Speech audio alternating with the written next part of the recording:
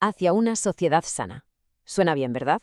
Es un objetivo que parece de sentido común, pero ¿y si nuestra idea de lo que es sano estuviera en realidad un poco equivocada? Hoy vamos a darle una vuelta de tuerca a esta idea, a plantear una pregunta un poco radical. ¿Qué significa realmente estar sano en el mundo en que vivimos? Para empezar, vamos a apoyarnos en esta paradoja del filósofo Herbert Marcuse. Él habla de una ausencia de libertad cómoda. Ojo que la idea es potente, ¿eh? Tenemos muchísimas opciones, confort, tecnología, pero ¿y si todo eso, en el fondo, no fuera libertad, sino más bien una especie de jaula de oro? Y aquí es donde Marcuse introduce su concepto clave, la sociedad unidimensional. Es una sociedad que, según él, ya no necesita la fuerza bruta para callar a los que no están de acuerdo. No, ha encontrado una forma mucho más sutil, más elegante, si queremos. Simplemente absorbe la disidencia, la neutraliza y la acaba convirtiendo en un producto más del sistema. ¿Y cómo lo hace? ¿Cuál es el truco? Pues promoviendo lo que él llama el pensamiento unidimensional. Es básicamente una mentalidad que nos atrapa en el aquí y el ahora, que nos convence de que las cosas son así y punto. Cualquier idea que intente ir más allá, que desafíe el orden establecido, se tacha de ingenua, de utópica o directamente de irracional. El resultado final de todo esto es lo que Marcuse bautizó como la conciencia feliz. Es esa creencia, a veces no del todo consciente, de que el sistema, en el fondo, funciona. Nos da lo que queremos, nos mantiene cómodos y, por tanto, oponerse parece absurdo, incluso contraproducente. Es un conformismo que se viste de pragmatismo. Vale, pero la pregunta del millón es, ¿cómo se logra este control mental tan sutil? No es solo a través de la economía o de la política.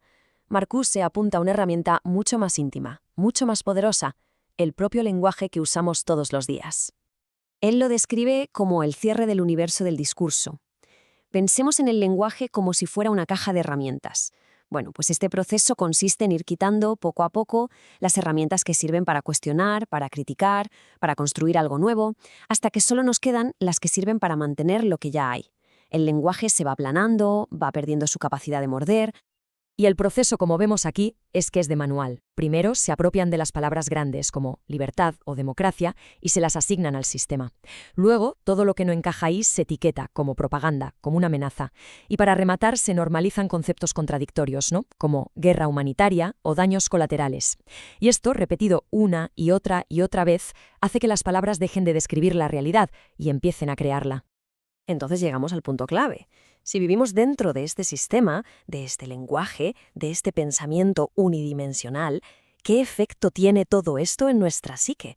¿Qué le pasa al individuo que, por lo que sea, no encaja del todo en este molde? Bueno, pues para intentar responder a esa pregunta, vamos a hacer un giro un poco inesperado, vamos a dejar a Marcuse un momento y nos vamos a fijar en un estudio clínico, que en apariencia no tiene nada que ver con esto, sobre la personalidad neurótica, y vamos a ver qué nos dice sobre la gente que no logra adaptarse. Lo que hicieron en este estudio de los 80 fue básicamente meterse de lleno en la mente de personas diagnosticadas con neurosis. Personas que vivían con una angustia y un conflicto interior constantes. Y lo más interesante es que no lo analizaron como un simple problema químico, sino como un mapa de una batalla interna muy, muy profunda. Y lo que se encontró, bueno, son unas fracturas que igual nos suenan bastante. Ese abismo entre quiénes somos y quiénes nos dicen que deberíamos ser. El choque brutal entre nuestros sueños y lo que de verdad podemos alcanzar. Ese tira y afloja entre querer formar parte de algo y la presión constante por competir. Son, en cierto modo, las grietas que aparecen al vivir bajo estas presiones sociales. Y claro, a partir de estos conflictos, el estudio fue dibujando una serie de alteraciones de la personalidad. Digamos que son los síntomas visibles de esa lucha que va por dentro.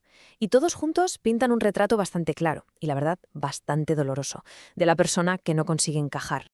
El retrato que pinta es este: inseguridad, indecisión, una insatisfacción crónica, pesimismo y sobre todo algo muy clave, una ausencia de planes de futuro. Desde una perspectiva clásica, la de toda la vida, el diagnóstico está claro. Esta persona no está sana, necesita ayuda para ajustarse a la sociedad.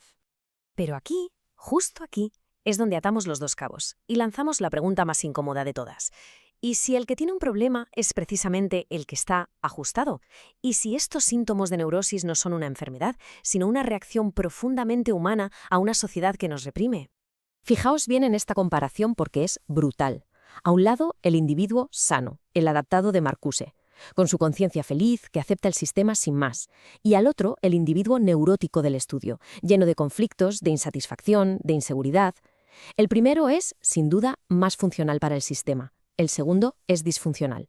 Pero ¿quién de los dos está más cerca de una verdad humana más profunda? Y esto nos devuelve de golpe a Marcuse y a esta frase demoledora: toda liberación depende de la toma de conciencia de la servidumbre. Quizás esa conciencia feliz no es un síntoma de salud, sino de no darte cuenta de que estás en una jaula. Y a lo mejor, solo a lo mejor, el malestar, la ansiedad y la insatisfacción del llamado neurótico son en realidad el primer y doloroso paso para tomar conciencia. Y así llegamos a la pregunta final, la que lo resume todo. Si vivimos en una sociedad que, de muchas maneras, reprime nuestro potencial para tener una vida más plena y auténtica, ¿qué es exactamente la normalidad? ¿Es de verdad una señal de salud o es quizás un síntoma de rendición? La respuesta seguramente no solo define la salud de una sociedad, sino la de cada uno de nosotros.